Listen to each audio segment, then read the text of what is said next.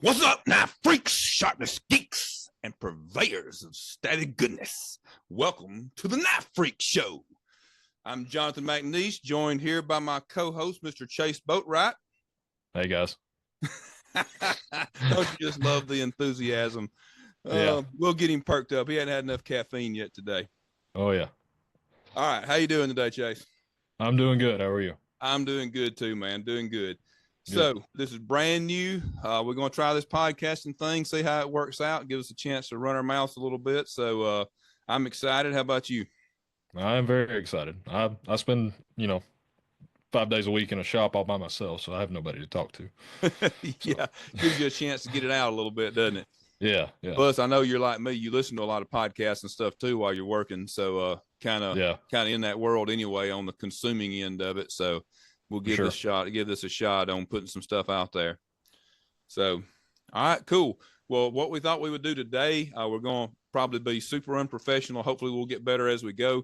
For this first one, we were just going to give you a brief introduction of both of our our history. Going to keep it real brief. We'll get into more detailed stuff down the road as we go through the podcast. But we'll just give you a brief rundown today, and then we'll move on through things. So, I'll start with a brief background of how I got to where we're at right now.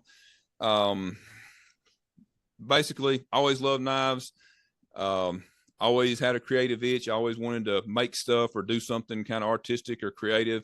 And back in the early 2000s, the internet came around, and yeah, I'm old enough to be pre-internet. So I didn't have like a neighborhood, local person that like made knives and stuff that I got any kind of influence from. Like I didn't really know anything about custom knives really at all.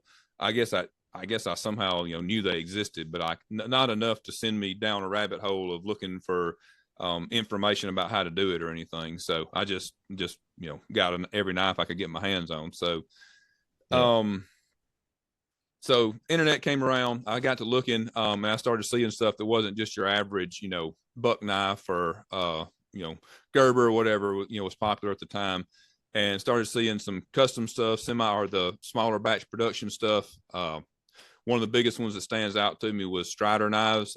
Huge props to those guys because when I saw their stuff, it was their fixed blades at the time. They were really heavy in fixed blades then, and man, I was just like, okay, this is not. I've never seen this at my local hardware store or Walmart. So that sent me down the rabbit hole, and I discovered the knife forums, which were really big at the time before social media was really a thing. I guess that was social media then. yeah, Strider was. Did you ever? Badlands was probably long gone before you ever got on any of the forums, wasn't it? yeah. I don't remember Badlands. Yeah, it was. I think I got in there right at the tail end of it. Strider Yeah, was really big on there. That was, I think, it was one of the bigger forums that they were on or whatever. At least that's what it seemed like at the time. And anyway, went from there. I found like Jersey Devil. I never spent a lot of time on blade forums. I got on there with Jersey Devil and then the USN were the two big forums that I got into. And man, there was so much information on there. Just these guys, like just these individuals in their garage or in this little shop, behind their house or whatever, making these like not just knives, but like badass knives, like stuff yeah, cooler than I'd ever even seen before. yeah. And I was blown away, man. Like just that.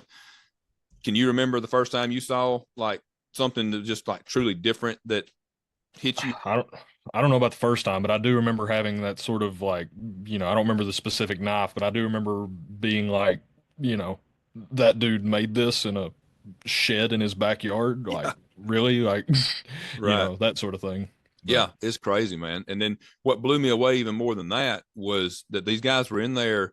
They weren't just showing their stuff, but they're in there literally telling every detail about how they were doing it.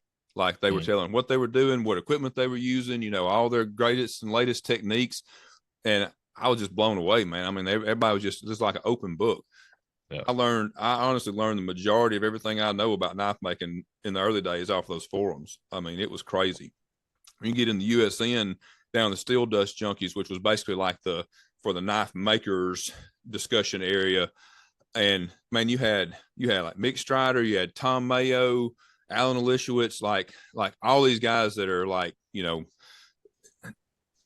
you couldn't pay enough to learn from these guys. You know what I mean? Like Yeah. it would be, anything you pay would be a bargain to learn the information these guys have, and they're in there just giving it away for free. Yeah. So man, I went hard into that. I just started learning stuff, and then I just jumped in with both feet. I had a little like Harbor Freight. What are those things like? One Four by 30 by or oh, four 42 by or something 36. like that. Yeah. Yeah. Anyway, with a little disc thing on the side. Yeah. um Went back there. I think it was some mild steel. I don't even, it wasn't even like actual knife steel. Ground something down that looked similar. It was basically probably worse than any prison shank that's ever even been made. But it was like, hey, like, I removed some metal. This looks kind of like a knife. This is pretty cool. Yep. So I decided, I still was, from the very beginning, I kind of wanted to treat it like a business and not just a hobby. So, because again, I saw these guys not just making the knives, but they were selling them and stuff. And that the business side of it always really intrigued me too. And so I was like, okay, um, I could probably afford to save up a little money and go buy a grinder, but I had a full time job at the time. But instead I built basically a Franken grinder. We may talk about it a little more in another episode, but it was literally a Franken grinder. Like, it was crazy that the thing even worked, and I ground hundreds, if not thousands, of knives on that thing.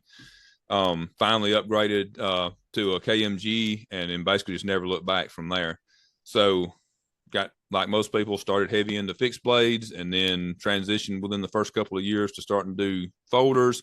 And then it was a mix of that up until the point where, let's say, that I did it part-time. Like I worked a lot as a part-time guy. Like, I spent all of my extra time making knives. So but did that from, like, that was like 2008 when I first started, and I think it was 2014 that I went full-time. I felt like I was making enough money at knives that I could at least equal what I was making at my regular job. So I quit and did that full-time. And then around 2019, I think, is when I decided to make the switch and maybe try to do some small batch production stuff. We'll get more into that story yet. That actually leads into how we even know each other and how we're here. So, Yeah. did that. We're still working out of a 400 square foot shop with, actually, little spoiler alert, it was me and Chase and one other, my son, working in a 400 square foot shop, starting the whole Mac 2 line. So Yeah. that's where that started. We ended up building a 3,500 square foot shop, moved into it, and bought some CNCs, and here we are cranking out, compared to what we were doing in that little shop, cranking out a lot of knives. So Oh yeah. yeah, so that's kind of where we are from here. So let's hear what you got on your story. Not dissimilar in the fact that, I always liked knives growing up. I always, every birthday, every Christmas, I always wanted knives. There was nothing else really on my list. There was no toys, there was nothing else. It was just knives all the time. Right. And I think, I mean, I was on knife forums and I was on blade forums a little bit. Mostly knife forums was the one I gravitated to for whatever Right. reason. I think I liked the user interface better or Right. whatever. Maybe it was the background color was more appealing. I don't know. Yeah. But I never really learned that much as far as like from the making side from it. I just mostly sort of expanded my knife base knowledge and learned like, oh, there's better knives out there. Like I remember people talking about, Spyderco's and Benchmades and Chris Reeves and stuff like that. And that sort of started the train rolling. Oh, looking what makes a better knife, what makes, oh, there's different types of steels. Oh, okay, there's, this and that. There's, bearings, there's flippers, there's, all this other stuff. Yep. And that sort of I guess got the ball rolling, and mostly where I sort of started learning making stuff, I guess, was more YouTube. Mm. Uh, was watching mainly a guy called Ecom Knives on YouTube. Mm. He used to do a lot of really good tutorials and questioning, like question and answer and stuff. That was sort of where I started sort of learning some of my information. Yeah. And that was probably when I was in high school or so, so 2011, 2012, 2013, somewhere in there. Yeah. And then once I started, once I graduated high school, I started sort of messing around, trying to grind some stuff. I got a 6x48 belt sander that runs approximately the speed of sound, and yeah, tried to grind some stuff on that. But, I also tried to grind some stuff on just a, stone bench grinder Mm. and made a little neck knife looking thing out of a piece of mild steel. It was like quarter inch, but the blade was maybe 1.5 inches or so, and it looked like a disco ball. I had so many facets on it. Yeah. But yeah, that was sort of how that started. Kind of kept, I'm in college, I'm back and forth, I'm living in a tiny apartment 2 hours away from home, I'm not getting a whole lot of shop time, blah blah blah. Excuses. But you know, go a couple years down the road and still trying to make stuff, getting a little bit better equipment. Got a 2x42 eventually to kind of get used to grinding on 2-inch belt as opposed to that 6-inch belt that was kind of ridiculous. Mhm. Um, and sort of started making a little bit better headway, but I felt like I always learned better visually than I do Yeah. from reading and stuff. So like I had some books and I had some, I went to the forums at that point and tried to kind of suss out some information, but I kind of felt like I needed somebody to show me Yeah. what to do. And so I kind of sought that out. Well, like at this point in 2017, 2018, 2017 was the first time I went to Blade shows, so I sort of was starting to get more acclimated to the custom knife world, not just, higher end productions and stuff. Hmm. And went in 2018 and then 2019 as I was leaving Blade show like on Sunday, I was watching everybody pack up and I kind of had this idea in my mind, like, where do all these people come from? Like, where are all these people going? And I have a degree in geography for those of you who don't know, so my brain kind of revolves around maps at the time while I was in college. And so I started making a knife maker map, and naturally, because alphabetical order and because selfish reasons, I started with Alabama and found out that there was a knife maker 30 minutes from my house when I was living in Tuscaloosa, and it happened to be Mr. Jonathan McNees. And so I shot him an email and got nothing. Now he says he was testing me. Sure.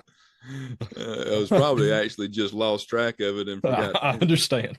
I understand. But me being persistent and stubborn and whatever I am, I sent him another email about 3 weeks later, and he graciously allowed me to come up to his shop, and we came up there one afternoon. I think it was on a Friday afternoon. It was just before USN, the USN gathering in 2019, and he had a bunch of blades to hand rub, so he was just gonna be sitting at his bench and letting me talk basically. And that's what we did. We sat there for about 5 hours and just I asked all sorts of questions that I had no business asking at the time, like how to hand rub a blade. I hadn't even made a blade yet, hardly, so why do I need to know how to hand rub it? And asking about detents and lock interface and stuff, and hadn't even got close to making a folder. But anyway, so yeah, that sort of sparked into, he invited me back and said, "Hey, we'll get you some time on the grinder up here." And that was the first time I ground on a real 2x72 grinder was his KMG that he talked about. And that's the first time I did a hollow grind was standing in that 400 square foot shop. And then plan was to sort of, he sort of invited me back again and plan was to do that again. But in the meantime, he was like, "Hey, you interested in some apprentice work?" And my exact response was, "Oh, hell yeah." And I started working for him part time at first, and just one day a week. Then it eventually, sort of moved into actual paying job as we moved forward. And like you said, we started to get the Mac 2 stuff rolling, Yep. and so that meant I basically, he taught me how to do locks and detents and finishes and surface grinding and profiling and just all the things. So that was sort of, where that, you know, started is like I was working for him and he was teaching me, for the purposes of the job. And, he also allowed me to have access to his shop and his equipment after hours and, on my lunch breaks and stuff where I could make my own stuff. And that's where, most of I made one knife in basically my own shop in the beginning. The rest of it all came from his shop. So, um, yeah. And then, yeah, I guess from there, we kept going with that. I started working full time for you for a year or two. Yeah. You I think it were was two and a half literally years. were the production side of the house. Like you were Yeah. the production team basically. Yeah. I Yeah, mean, for the first, I think it was roughly 1,000 Mac 2s. I sounds right. fit every lock. I fit every detent. I Yep. blasted every scale. I blasted every clip. I bent every clip. Yep. I still hate pocket clips, in case you're wondering. Me too. I hate all pocket clips. They're just categorically, I don't like Yeah. them. But yeah, did that for a while till we moved in the new shop. We got some other help, and at this point, I had moved to where I am now, and we were living about 2 hours away from each other. So that got a little Yeah. old fast, Yep. That's a driving four drive. hours a day. Yeah. Yep. So in I think it was September 2nd of 2022, I went full time and Yep. been doing it ever since. And I make folders, I make fixed blades, you know, kind of just do the whole thing. Yep. But that's kind of my story, I guess. Yep. I'm doing really well from my viewpoint. I'm really, Yeah. it's Thank you. been really cool to watch the evolution of, uh That from the first thing I first, brought in your shop. yeah, from the first thing you brought and showed me to what you're showing me today. Like, yeah, it's pretty impressive. It's really cool to see. So, Yeah. I'll, obviously I kind of have a vested interest in it. So it's pretty cool though. I've really enjoyed watching it, and not just on the, the actual knife making side, but going full time and making a business out of it, supporting your family, the whole thing. Like that's really cool. I've enjoyed watching that. So, Yeah. and gonna keep watching it for a long time to come. So it That's was that's it the was plan. bittersweet for me when I knew the time was coming where you fly out of the nest and go do your own thing, especially when you ended up moving and then we moved the shop and the whole works. Like I knew it was a matter of time, and I was Yeah. super happy and proud for you to do it. But at the same time, it was a tough loss because, like you said, you you were the person that had been doing everything, and then even by that time we had more employees, but nobody with anywhere near the experience and stuff that you had. So it was, Yeah. it definitely took some time to kind of to get built back up from that. So, Yeah. it was a little bittersweet, but that's just the nature of the way things go. I certainly Yeah. wouldn't want to hold you back. So I I'm appreciated glad that that. it's panned out and working out. So, Yeah, and you now here we always, are. you didn't hold back information, because you wanted to keep it arcane or anything like that, like Well, I've I mean, heard of other makers doing that, like with employees not wanting to teach them fully yeah, to make knives because they leave and make they knives feel and like they're a threat. I mean, I would have never been making knives in the first place if other makers. I mean, it wasn't even people that had any like didn't even know me. I'm just on there stalking their posts on the forums and stuff and learning from them. You know what I mean? Like, so I yeah, mean, why would I hoard information when that's how I learned in the first place was by people being open and generous with it. So it's one of the yeah, things that I love about our industry so much, man. You can walk around. There's a few people that, act a little weird about stuff. I mean, and sometimes people have some really proprietary things that they do and you can kind of understand it, but yeah, most of the basic information is, yeah, I mean, it's not a secret, and guys no, will be more than happy to share with you, critique you, and help you out. Like it's wild how much of that goes on in our industry. Like, yeah, and even just promoting each other too, like guys yeah, that shows like, hey, have you seen so and so's work? Here, come here, check this out, look, or like I just got this from him, go check him out. Like, yeah, and sending their customers to go buy knives from somebody else. That's, yeah. I don't think you see that in a lot of industries.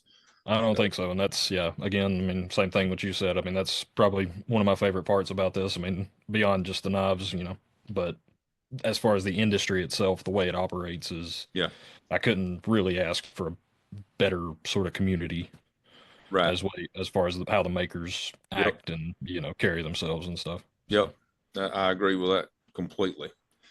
All right, so we're to try to keep this thing rolling here and stay on some sort of a schedule. We're going basically just kind of talk about what we plan on doing with the podcast from this point on. It's gonna we'll kind of figure it out as we go, which is kind of the way I do pretty much everything in life. But I'll just go ahead and tell you, Chase is way more of a planner. Like he got us an outline for the show and all that. I'm a like let's hop on the mic and wing it kind of dude. So that he'll be hopefully balancing me out. So this will actually be a little more professional maybe. Um, but we're planning on talking about well, since you came up with the outline, let's just let you tell the guys, Chase, what all right. the listeners and viewers here, what we kind of plan on doing as far as the layout of the show. I mean, we, for the most part, kind of generally talking about the knife industry and, new and upcoming things or, news in the industry per se, or how the industry is, you know, sort of the industry trajectory, Yep. um, stuff like that. But, also, I think sort of peeling back the curtain and how things are done and, not again with not being arcane with knowledge and, sort of sharing knowledge and, just kind of letting ourselves kind of come through and letting the listeners get to know us better and, us get to know the listeners better and stuff. That would be, good as well. So, Absolutely. That's like you said about the industry. Like that's one of my other favorite things about it is getting to know. Like I mean, a lot of this. I mean, we get to know a lot of our customers and stuff. I mean, not yeah, not all of them, but a lot of them we do get to know them. Like it's not just like we're making stuff and randomly selling it on some anonymous website. Like we really do yeah, develop relationships with our customers. So it's really cool. yeah. That's definitely one of my favorite things. I was talking to a customer just, I mean, a minute ago, not even related to anything Yeah. about selling knives, but I talk to him all the time, and Right. he sent stuff for my daughter, and like Yeah. I've sent stuff to his son and stuff, and like Yep. it's super cool. Yeah. I And know he it's lives awesome. somewhere up in the Northeast, and I've never even met him in person, but Right. And you'd have never he's connected if it wasn't for knives. Like yeah, that's cool. There's really a lot of connections made just over this a love of one of the most simple basic tools that there is, you know. yeah. So all right. I So like yeah, to that's say we're now the go ahead. sorry. I, I No, go s- I like to say we're the world's second oldest profession, but ahead. that's That's probably true.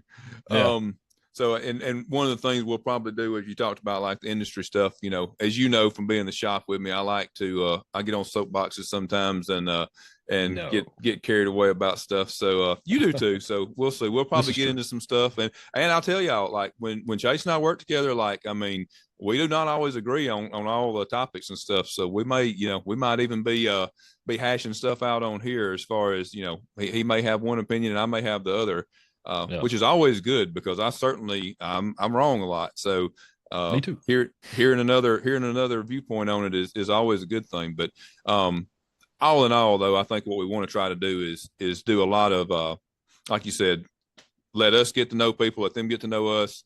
Um, do a lot of sharing as far as technical stuff, just stuff about the industry in general, like kind of educational, Yeah, like just letting people see, like you said, kind of behind the scenes, behind the curtain, and we'll hopefully be able to give you guys some knowledge that maybe you don't previously have, and that and try to put a positive spin on things. Anybody that's followed me and or Chase either one for any amount of time knows that we try to always, for the most part, keep a positive spin on things and stuff. So, like I said, yeah, I get pissed off now and then and go on a rant, but other than that, yeah. I mean, that's one thing, but I mean, there's people that sort of constantly dwell on the negative and they're, yeah, constantly, that's right. you know, We definitely try nitpicking. not to do that. Yeah. Yeah, Well, I feel like too, if you do that, if you constantly dwell on the negative and then like basically then people, it waters it down, your message down. Like it's yeah, just more of the same. People just kind of quit paying attention to you. It's just like more complaining or more whatever. And yeah, then if you got somebody that's typically a positive person and everything's, typically positive, and then they speak out on something that typically holds a little more weight to me, at least the people yeah. that I've listened to it does. So I would definitely agree. yeah. Plus, I try to be a positive person, so Yeah, I want the it's tough what some we days. put out to be positive too. Yeah, Yeah, it's way too easy to head down the negative rabbit hole and stay yeah. there if you're not I mean, careful. So there's, especially doing what we do and, making stuff out of nothing. oh yeah, There is no knife maker that has ever put steel to abrasive that is batted a that's right. thousand, like You're never you're going to gonna mess please up. everybody. You're never going to make something that's for everybody. Like, Yeah, and it's then this will be probably a good topic to get into pretty within one of the next couple of podcasts. But, you know, the emotional side, not to sound too, soft here or whatever, but the emotional side of what we put into this stuff and put in our work, like we really put ourselves out there when you create anything, but especially when you're taking something, like you said, you literally are creating something from scratch. You're putting it out there, and not even just the actual physical knife, but like your entire brand, like everything. I mean, there's a big piece of you in it, and while if you say it out loud, it sounds stupid to say that, okay, somebody doesn't like your knife, so you're going to like get your feelings hurt. That kind of sounds stupid when you say it, but when you got your emotions attached to it, it's really hard not to. Yeah, I mean, when you're literally, putting everything out there from, like you said, the brand, the design, the physical labor, the money, the everything, and then just you get nothing in return for it emotionally. Yeah. It's or to get a bunch of negative in return. Yeah, which that's is worse. But yeah, it's one thing. It is hard enough for somebody to not like your stuff, but then there's also, I mean, we all know that there's people out there that are gonna, they're essentially trolls. They're going to say something negative. They're going to say it in the worst possible way, just basically to get attention. And which is, and it's easy to sit here and say that now when you're not in the middle of it. But when somebody pops on there with a smart comment or something, and it's really hard not to let it get to you. I mean, so I think with you being the size you are in comparison to me, you kind of probably deal with a lot more,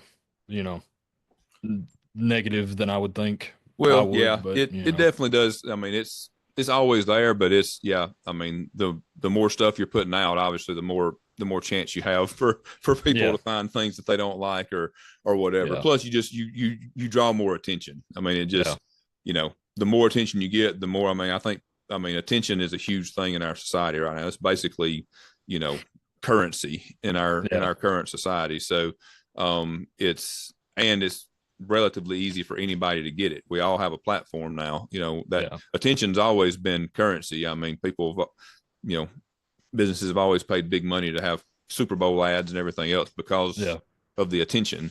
It's just that now everybody has a platform to do whatever. All they got to do is get on there and make a smart ass comment on somebody that's, that they know they're going to get a response from either them or their supporters, and they've got attention, and that's all they wanted in the first place.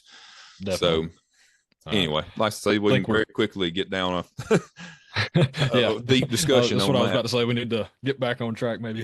Yeah. So we'll what do you got going for on sure in the shop? Dive deeper into that. So going on in the shop right now, we're done with shows for the year. We'll be starting back up in I think March of next year is the Texas show. So right now we're just kind of, the end of the year always tends to slow down a little bit. As far as sales, we don't typically slow down as far as what we're doing in the shop.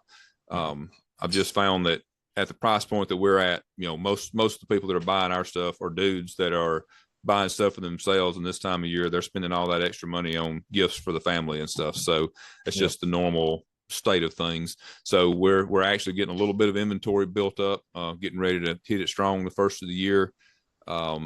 Working on slowly but surely working on a brand new design that's not going to just be a variation of the Mac 2, but something completely different.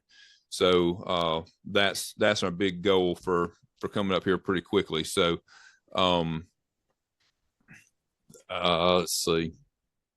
One of the biggest struggles we're facing right now, we'll elaborate way more on this later, but is figuring out how to cut down lead time and stuff. Like, we still cannot keep pace with like having the stuff that we outsource to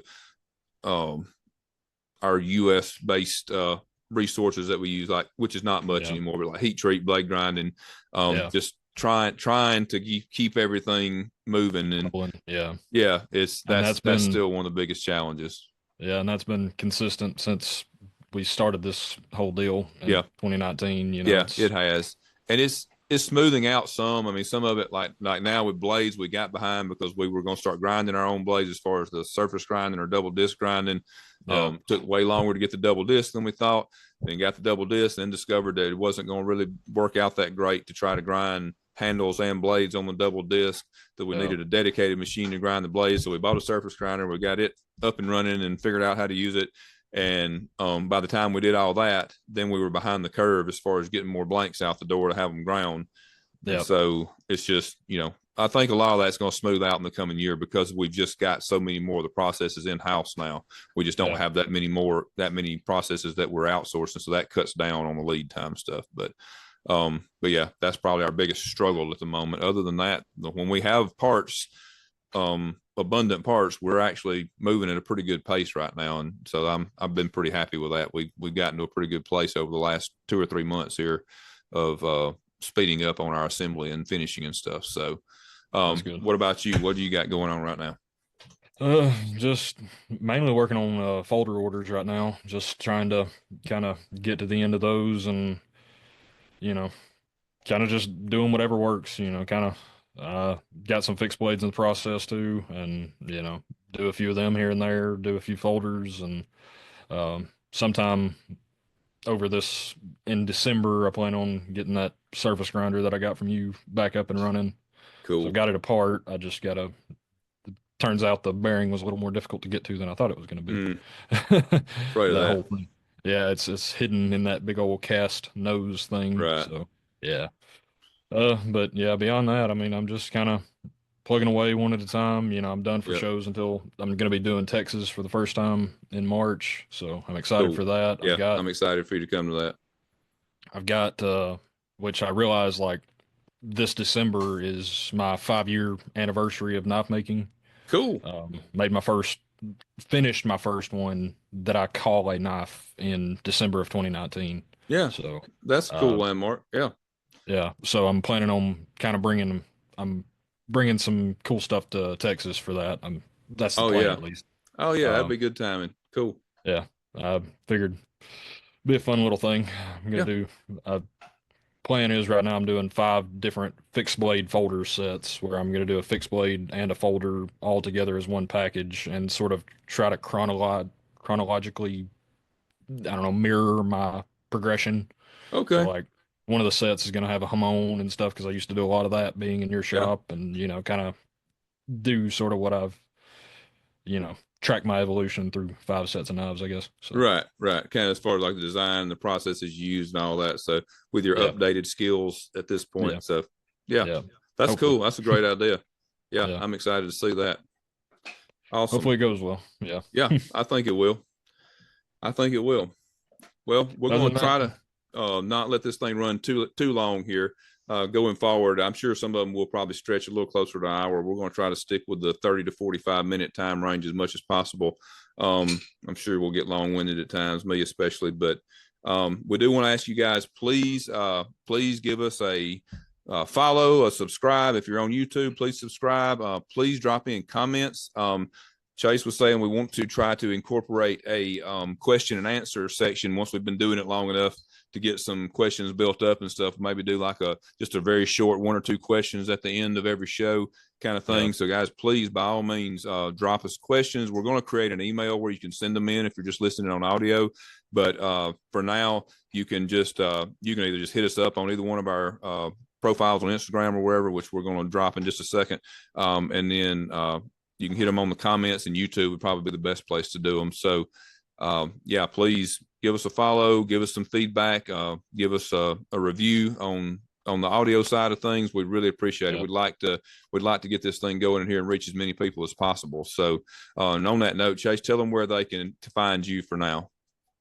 I'm mostly on Instagram at Boatright Blade Works, and that's BOATRIGHT. There's no W in there. And then Blade Works is all one word. I also have a Facebook, not on it very much. And I've got a website, boatrightbladeworks.bigcartel.com, and that's mostly where I hang out and do my thing. So, Cool. but Instagram's probably your best bet as far as if you want to get in contact with me. Yep. Good deal. Yeah, he does a pretty good job of keeping everything updated. So definitely make sure you follow him. He posts some good content. And for us, we're just McNeeskKnives.com for the website. McNees Knives on Instagram. We're also mostly on Instagram. We do have Facebook. We have a Facebook group. It's just McNees Knives on there as well. I don't personally go in the Facebook group very much. Amy handles most of that for me. We've got a couple of moderators, but yeah, pretty much just. And also, guys, I'm going to go ahead and encourage you now for us, and I know for Chase too. And I'm going to throw it back to you to give them your email address. Yep. With the current state of, I'm hoping maybe things get a little bit better going forward, but the way social media has been treating us for quite some time now, the absolute best way to make sure that you can still hear from us and find out about what we've got going on and get in on drops and stuff like that is to be on our email list. For us, you can just go straight to our site at McNeesknives.com, and there's a place where you can sign up for the email list. That's the best place to know, because they can't take that away from us. They can't censor us on that. So Chase, give them where to sign up on yours. It's also on the website, boatrightbladeworks.bigcartel.com. There's a little subscribe to newsletter thing down at the bottom. So Perfect. yeah. Perfect. Yeah, I think for all of us, that's going to become more important going forward. If the social media trend doesn't, especially Instagram and Facebook, doesn't turn around as far as how they're censoring us and not showing our content and that kind of stuff. So, yep, highly encourage you to do that. And we're going to try to do this. I don't know what the schedule is going to be yet. We've never even edited a podcast, so I don't know how long it's going to take. We're probably going to end up trying to start recording on weekends so that it can be a little quieter in the shop here, and I can actually have some decent recording space. So I'm thinking maybe we can try to put them out like the first of the week, Monday or Tuesday, if we're able to record on the weekend every week.